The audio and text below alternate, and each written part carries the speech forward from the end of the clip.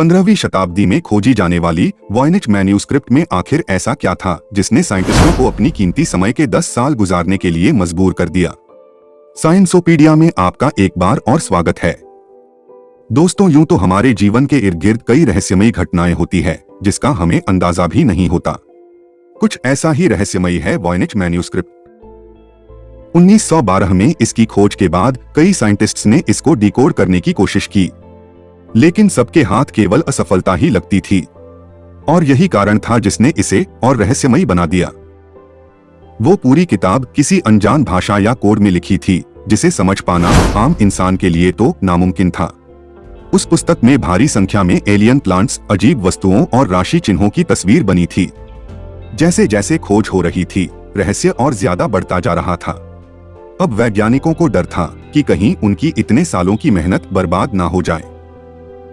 लेकिन कई सालों बाद निकोलस गिब्स नाम के व्यक्ति ने आखिरकार इसे डिकोड कर ही लिया।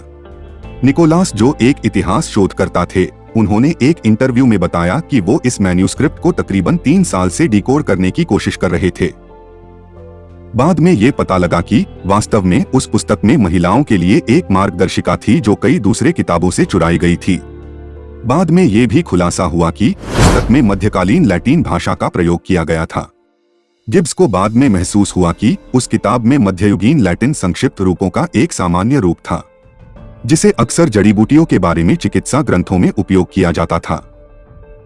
इन सब बातों से ये तो निश्चित था कि वह हस्तलिपि कोई कोड नहीं परंतु सिर्फ एक लिपि थी। यह पाठ उस समय के किसी भी व्यक्ति के लिए बहुत परिचित रहा होगा जो चिकित्सा में रुचि रखता था। तो इस तरह वॉयनिच मैन्यूस्क्रिप्ट के रहस्य से पर्दा हटा। वीडियो यहीं समाप्त होता है भाइयों। देखने के लिए बेहद शुक्रिया। मिलते हैं अगले वीडियो में।